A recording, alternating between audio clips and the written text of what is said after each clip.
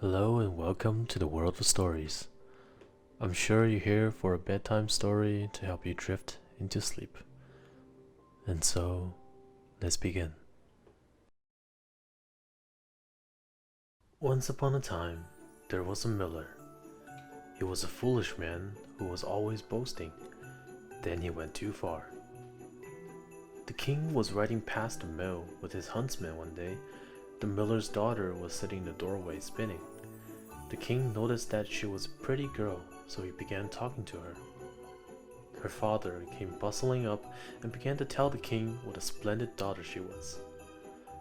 "Why, your majesty, she can even spin straw into gold," boasted the ridiculous miller. Needless to say, the poor girl could do nothing of the sort, but the king thought this was an excellent way to refill the palace treasure house, which was rather empty, so he took her back to the palace. He put her in a room with a great pile of straw and told her he wanted to see it all spun into gold the next morning, or else it would be the worse for her. As soon as the door was locked, she began to cry. The task was impossible. Then she heard a tiny little voice. "Do stop crying. You will make the straw all wet, and then we will have no chance of turning it into gold." There, in front of her, stood a strange little man. He had a tiny round body with long skinny legs and huge feet. His clothes looked as if they had seen better days, and on his head he wore a tall, battered looking hat. "If you give me your necklace, I will do what the king has asked of you," he snapped. The miller's daughter unclasped her necklace and handed it to the little man. He hid it deep in one of his pockets and sat down by the spinning wheel. The spinning wheel turned in a blur. The pile of straw grew smaller, and the mound of shining gold grew higher.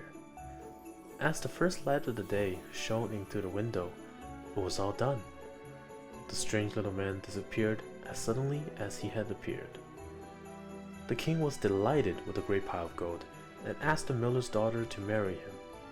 She was too shy to reply, so the king just took her silence as an agreement and married her anyway that afternoon.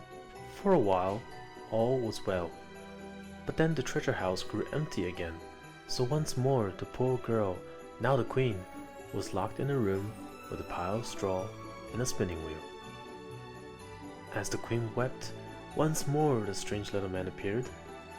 The queen asked him to help her again and offered him all the rich jewels she was wearing, but the strange little man was not interested in jewels this time.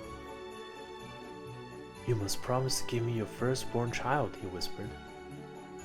The queen was desperate, but she promised, and the little man sat down at the spinning wheel. A great pile of gold appeared by the side of the spinning wheel, and by dawn the straw had all gone. The king was delighted, and for a while all was well. Then the queen gave birth to a beautiful baby, and she remembered with dread her promise to the strange little man. 7 days after the baby was born, he appeared by the side of the cradle. The queen wept and wept. "There you go again," said the little man crossly, "always crying." "I'll do anything but let you have my baby," cried the queen. "Very well then, anything to make you stop crying," said the little man, who by now was dripping wet for all the queen's tears. "If you can guess my name in 3 days, I'll let you keep your baby," he said, and disappeared as suddenly as he had appeared. The next morning, the little man appeared by the side of the cradle. The queen had sent messengers out far and wide to see if anyone knew the strange little man's name. "Is it Lacelegs?" she asked. "No." "Is it Wimbleshanks?" "No." "Is it Bandy Knees?" "No." And the little man disappeared as suddenly as he had appeared. The queen sent out even more messengers to the lands far beyond the borders of the kingdom. The second morning, the strange little man appeared by the side of the cradle. "Is it Blue Nose?" the queen asked. "No." "Is it Long Tooth?" "No." "Is it Skinny Ribs?" "No." And the little man disappeared with a nasty laugh. The queen waited up all night as her messengers came in one by one, and just as she was giving up all hope of saving her precious baby, in came the last one. He was utterly exhausted, but he brought the queen the best of news. In a deep, deep dark forest, he had found a strange little man dancing around a fire, singing this song. Today I blew, today I bake, today I will the baby take. The queen will lose the game, Rumpelstiltskin is my name. The strange little man appeared by the cradle. The queen pretended she still did not know his name. Is it ginger teeth? She asked. No, said the little man, and he picked the baby up. Is it silver here? Asked the queen. No, said the little man, and he started to walk towards the door with a wicked smile. Is it Rumpelstiltskin? Asked the queen, and she ran up to the strange little man.